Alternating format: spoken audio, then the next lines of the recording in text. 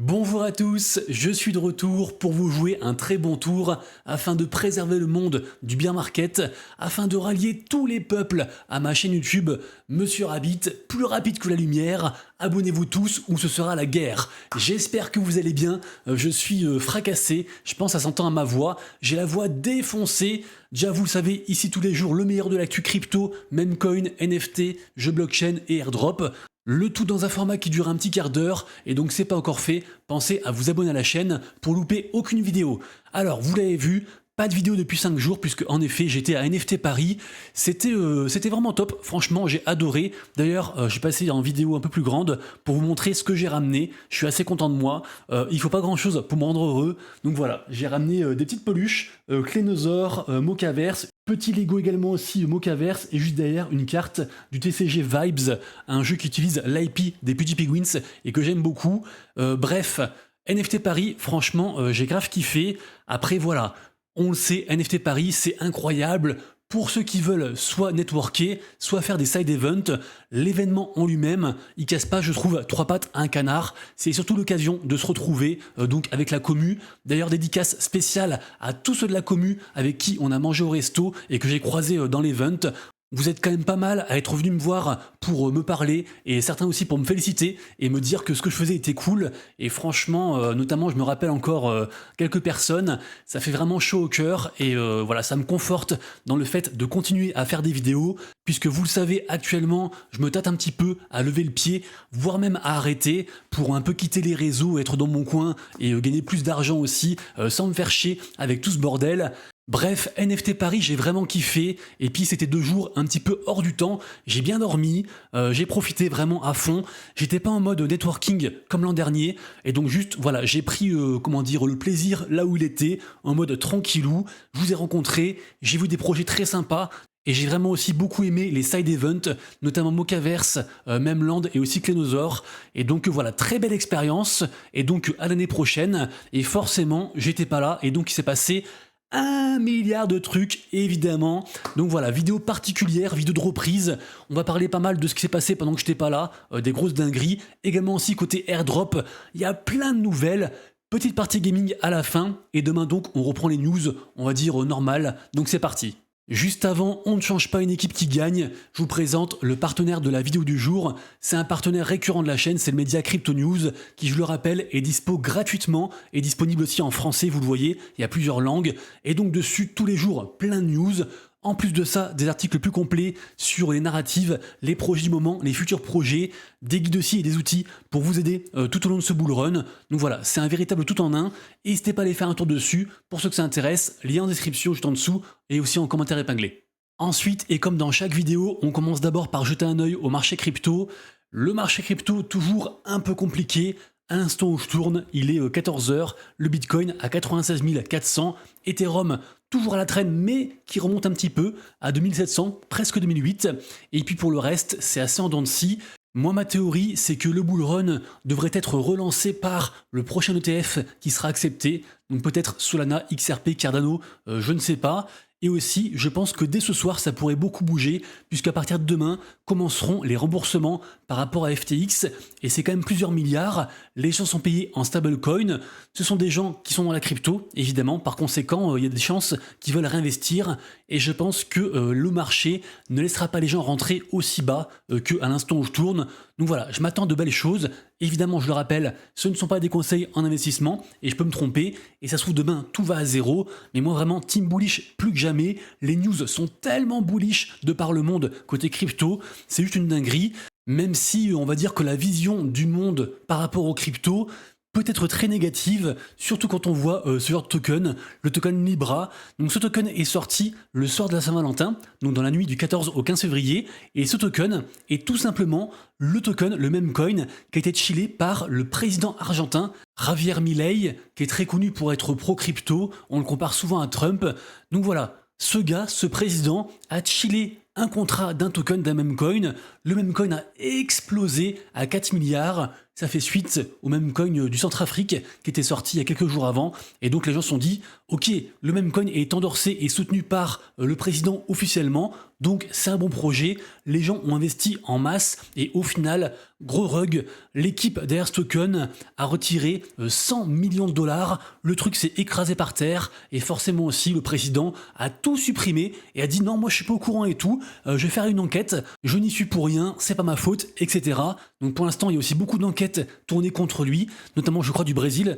Franchement, c'est un énorme drama. Déjà, ça a donc sorti de la liquidité du marché, donc plus de 100 millions, c'est un gros bordel. Actuellement, les gens sont vraiment en mode c'est n'importe quoi ce qui se passe sur l'écosystème Memecoin. D'ailleurs, suite à ça, parce que, petite digression, mais en gros, ce token, ce Memecoin, a été porté par Keep Protocol. D'ailleurs, le token à eux s'est écroulé depuis. Également aussi par donc le gars qui est ici. Ça, c'est le CEO de la boîte du fonds qui s'appelle Kelsier Ventures. D'ailleurs, ce gars incompréhensible, il retient en otage les 100 millions de dollars pour faire soi-disant, je crois, marchander, pour faire parler un petit peu Xavier Milei, et il a fait une vidéo, une interview avec le célèbre youtubeur CoFitzilla, où dedans, il avoue tout, il avoue faire de l'insider trading, donc profiter en fait des infos qu'il a en interne, qui sont pas encore publiques, pour sniper des tokens, et puis après les revendre à la gueule du marché dès que la news sort, et en gros voilà, il confesse des crimes comme ça en direct, c'est une histoire de fou. On a aussi Bubble Maps qui retrace les différents liens entre différents tokens, notamment ce serait la même team qui serait derrière le token Libra, donc le même coin de l'Argentine, et aussi derrière le token, le même coin Melania, de la femme de Trump, qui pareil aussi s'est écrasé. Vraiment c'est très très sombre. D'ailleurs ça rejaillit sur tout l'écosystème Solana, sur Jupiter, sur aussi Meteora et sur le token Solana en tant que tel. Sol qui prend assez cher aujourd'hui d'ailleurs par rapport à tout ça. Les gens en ont marre des shitcoins qui sont juste là pour reguer et extraire de l'argent donc des particuliers et carrément le sortir du marché. Cette affaire rejaillit aussi sur tout ce qui est KOL, donc tout ce qui est influenceur, notamment par exemple, j'avais parlé de Dave Portnoy la semaine dernière, qui a fait plusieurs pump and dump publiquement. C'était aussi en corrélation avec l'affaire Kanye West. Vraiment gros bordel. Et donc ce mec, par exemple, a perdu 5 millions de dollars sur le token Libra, et puis il s'est fait rembourser donc par le fonds Kelsier, dont j'ai parlé à l'instant, la Kelsia. Bref, c'est un bordel sans nom. Personne ne sait, personne ne connaît les ramifications complexes de cette histoire. Ce qu'on sait, c'est que comme d'hab, le pigeon, c'est nous, le pigeon, c'est le retail, et c'est toujours les mêmes qui se farcissent sur notre gueule, et les gens en ont marre. Et donc, voilà, tous ceux qui assimilent l'écosystème Solana à ces shitcoins, eh bien, ils vont voir ailleurs, notamment, ils vont voir côté BNB Chain, parce que actuellement, il y a une grosse tendance memecoin de la BNB Chain. Cette tendance est poussée par CZ, donc fondateur de Binance, qui donc raconte des histoires, notamment l'histoire de son chien Brocoli, et forcément, on a un memecoin Brocoli, enfin, un memecoin. On a plein de memecoins Brocoli qu'on pump comme ça de partout, atteignant des market cap astronomiques. Et donc voilà, ça remet un petit peu au goût du jour les memecoins sur la BNB Chain, mais comme d'hab, ce sont juste des pump and dump. On verra où ça va, mais actuellement c'est vraiment la jungle, plus que jamais, et même certains regrettent le départ carrément de Gary Gensler, l'ancien directeur de la SEC, qui régulait à mort même trop les cryptos. Moi je pense que l'écosystème va s'épurer de lui-même, et j'ai tendance à dire que c'est votre argent, c'est vos décisions. Il n'y a que vous et vous seul qui investissez quelque part, et donc après c'est facile de reporter la faute sur autrui, même si quand c'est un scam, forcément on peut s'en vouloir, parce que quand un token est endorsé par un président, on peut penser que c'est un token légitime, et au final non, mais dans tous les cas, il n'y a pas d'investissement sans risque, et donc la phrase « faut être prêt à mettre que l'argent qu'on est prêt à perdre » prend tout son sens, parce que ce milieu, même quand c'est pas des projets scam, c'est 9 sur 10 qui sont voués à crever. Et par contre, des fois, on a une très bonne nouvelle. Est-ce que vous vous rappelez de ce projet, le projet Pi Network pour les anciens? Pour la petite anecdote, moi il y a environ 5 ans, quand j'étais encore policier, j'avais un collègue qui minait du Pi sur son téléphone, enfin qui minait entre guillemets. En gros, c'était une application qui était lancée et qui tournait en fond de son téléphone et qui donc récoltait du token Pi. Et ce token, tout le monde a toujours pensé que c'était un scam, et au final, le projet ressurgit d'entre les morts comme ça, quasiment 6 ans après, et ce projet sera listé le 20 février. Alors, de ce que j'ai vu, les airdrops seront misérables, mais moi je me tâte à en acheter, parce que quand même, ils ont une base utilisateur, entre guillemets, ils ont, je crois, plus de 36 millions de personnes qui vont être holders d'un token, donc peut-être qu'ils vont faire un truc par rapport à tout ça, qui vont pouvoir capitaliser sur ce gros airdrop. Affaire à suivre, mais P-Network n'était pas un scam et on suivra sa sortie jeudi dans 3 jours. Ensuite, semaine dernière, on a eu plusieurs airdrops et ça va continuer. Enfin, ça y est, c'est officiel, OpenSea aura bien son token, le token Sea, la marketplace emblématique et historique, surtout des NFT sur Ethereum, fait donc le pas. Alors pour l'instant, on n'a pas trop d'infos, on n'a même pas la date de sortie du projet, enfin du token Sea. Par contre, évidemment, le NFT Gemesis de OpenSea ont bien pump suite à la news. On est sur un plus quasiment 80% sur la semaine. Également aussi, ça relance, on va dire, le farming à la Blur, pour ceux qu'on connu, puisque je le rappelle, ceux qui font des enchères et qui listent des NFT sur OpenSea gagnent des points. Et ces points donneront donc du airdrop de Sea. Et malheureusement, eh bien, il y a aussi tout le côté négatif du farming de NFT qui arrive. Et c'est très compliqué côté NFT actuellement. Alors certes, les volumes sur OpenSea sont en train d'exploser, mais le prix des NFT en eux-mêmes est un peu en train de s'écrouler. Je ne sais pas où ça va aller, mais décidément, quoi que fasse OpenSea, même si après des années, ils font enfin le token que tout le monde attendait, eh bien encore une fois, ils se mettent à dos la commu, et tout le monde n'attend qu'une seule chose, c'est d'avoir ce token, qui d'ailleurs sera, qui respectera notre historique OpenSea depuis des années, et donc tout le monde attend d'avoir le token pour le dump, tout simplement. Et c'est sûrement ce que moi je ferai aussi. Après voilà, ça reste quand même une très grosse marketplace, on verra à combien sort le token, mais ça pourrait apporter un vent de fraîcheur et une grosse liquidité dans ce marché NFT, donc à voir, à surveiller. Ensuite également aussi, ça c'est le projet du moment, tout le monde ne parle que de ça, de Kaito. Kaito, c'est vraiment c'est la grosse dinguerie qui révolutionne la façon de créer du contenu de manière intelligente et sans bot sur Twitter. J'en ai parlé plusieurs fois, notamment justement quand les utilisateurs de Kaito ont pu percevoir du airdrop de différents projets comme Beratchen ou encore Animé. Et justement, cette fois-ci, c'est au tour de Kaito lui-même de faire son airdrop, donc de la crypto Kaito, qui est très attendu. Donc tous les gens qui ont fermé des yaps, alors moi pas de chance, j'en ai 0 parce que mon compte a bugué pendant 2 mois. En tout cas, pour ceux qui étaient dessus, ils ont donc des yaps, et ces yaps devraient rapporter beaucoup d'argent. Affaire à suivre. Sachez qu'on a déjà un snapshot qui a été fait par rapport donc à ces fameux yaps, à ces fameux points sur la plateforme. On peut toujours s'y inscrire parce que en fait, en étant actif et en parlant d'autres projets, on pourrait être éligible à des airdrops de ces différents projets. Il y a de plus en plus de projets qui récompensent les gens, on va dire de manière intelligente via Kaito. Donc c'est toujours intéressant de s'y inscrire. Par contre, pour le airdrop de Kaito en lui-même, c'est trop tard. Sauf pour ceux qui ont des NFT, puisque le snapshot des NFT se fera demain. Mais vous le voyez, les NFT ont explosé. Alors pour rappel, ils ont été mintés pour environ, je crois, 0,1 ETH il y a genre 3 mois, un truc comme ça. Et là, on est à 11,4 Ether. C'est juste incroyable. Demain donc snapshot, je crois à 5h du matin, et donc j'imagine un gros dump post-snapshot, affaire à suivre. Toujours est-il que Kaito, c'est vraiment le truc du moment qu'il faut suivre impérativement, et qui, je me répète, révolutionne la façon de créer du contenu sur Twitter, et surtout aussi pour les projets, de voir en fait qui fait du bon contenu en virant les bots, et donc pour pouvoir récompenser ces gens-là. Également aussi toujours côté airdrop, on a donc la collection NFT Doodles, qui a annoncé donc son token Dood officiellement. Alors on le savait déjà, mais du coup ça se précise de plus en plus, notamment on a la token economy, et d'ailleurs la token economy qui fait beaucoup râler, et vous le savez, le airdrop de la collection NFT Petit Penguins et de Azuki ont pas mal déçu parce que sur le temps ça s'est pas mal écroulé, et malheureusement Doodles arrive après. Donc déjà, ils mangent, on va dire, le manque de hype par rapport aux tokens des projets NFT. Et en plus de ça, la token economy est quand même très en faveur de la team. Et donc les gens sont pas très contents, même si je vous le rappelle, Doodles, pour moi, c'est une très grosse marque. Les NFT sont à peine, entre guillemets, à 4 Ethers, alors que à la première annonce de token, il y a genre 1 mois, ils étaient montés à 8 Ethers. Donc ça témoigne du manque de hype par rapport à ça. Mais voilà, il y a 3 mois, ces mêmes NFT étaient environ à 1,5 ETH, donc ça reste quand même positif, et ça reste bien sûr aussi un futur token à suivre. Également aussi, on aura bientôt le airdrop de la blockchain Mint. Alors ça, on a fait différentes campagnes ensemble, et donc là, en fait, on peut faire le reveal de ces box, voir combien de tokens on aura. Alors moi, pas de chance, j'ai eu quasiment que des communs et un commun, et donc j'ai pas beaucoup de tokens, mais voilà, ça reste un écosystème qui a levé beaucoup d'argent, je sais plus combien de millions. Tout ça pour dire que si vous avez interagi avec la blockchain Mint ou participé à la campagne de farming de airdrop, N'oubliez pas d'aller ouvrir vos box parce qu'il y a une date limite et après ce sera trop tard.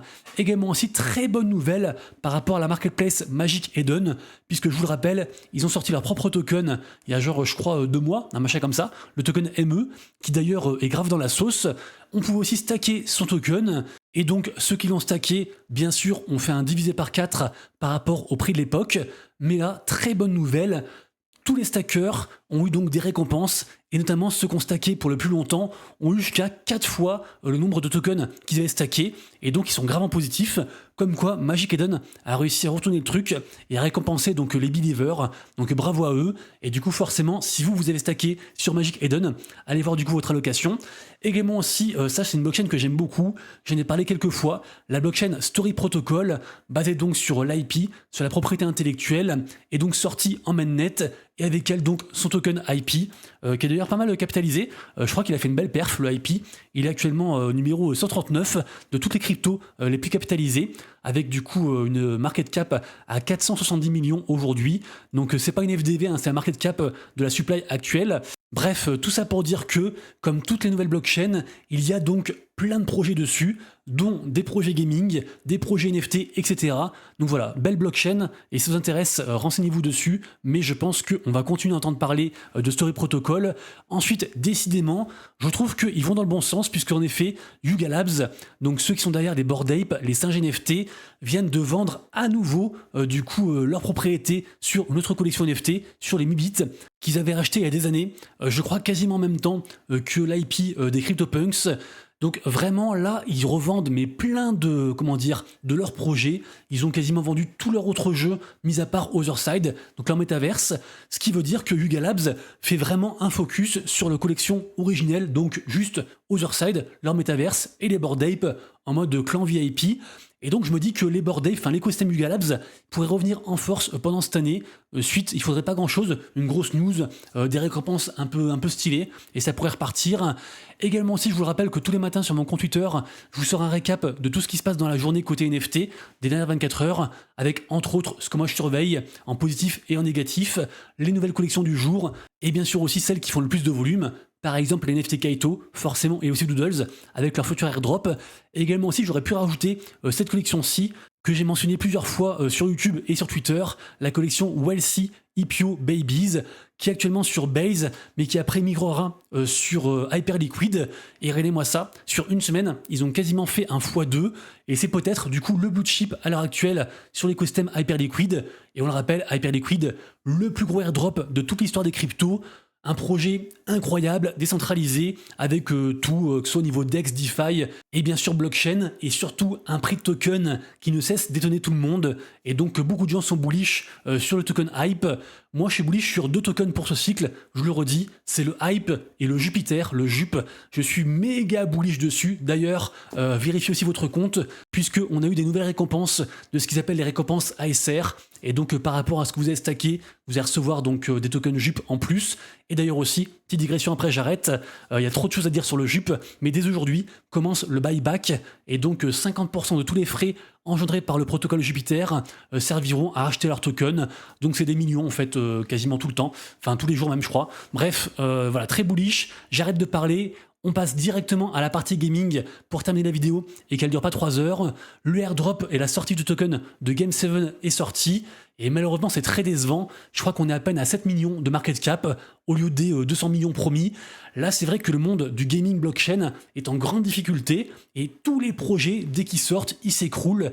Donc ça fait mal. Sauf par contre, peut-être le projet Fableborn qui a donc migré dernièrement sur Ronin.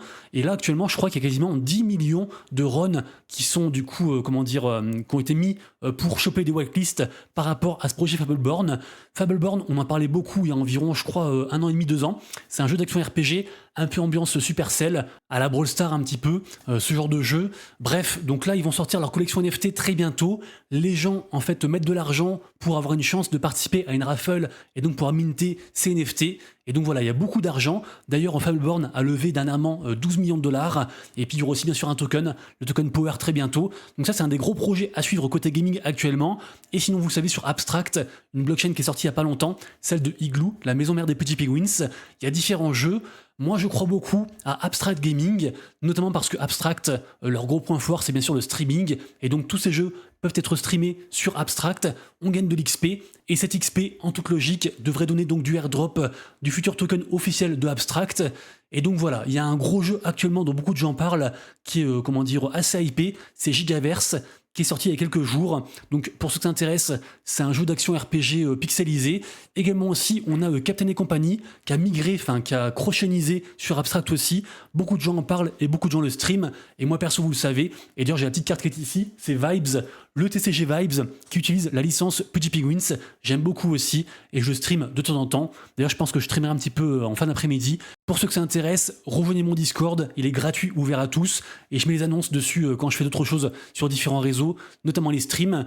Et puis voilà, on arrive au bout de la vidéo, je pense qu'elle est déjà assez longue pour aujourd'hui. J'espère que je vous ai apporté un petit peu de valeur et que je vous ai pas trop manqué.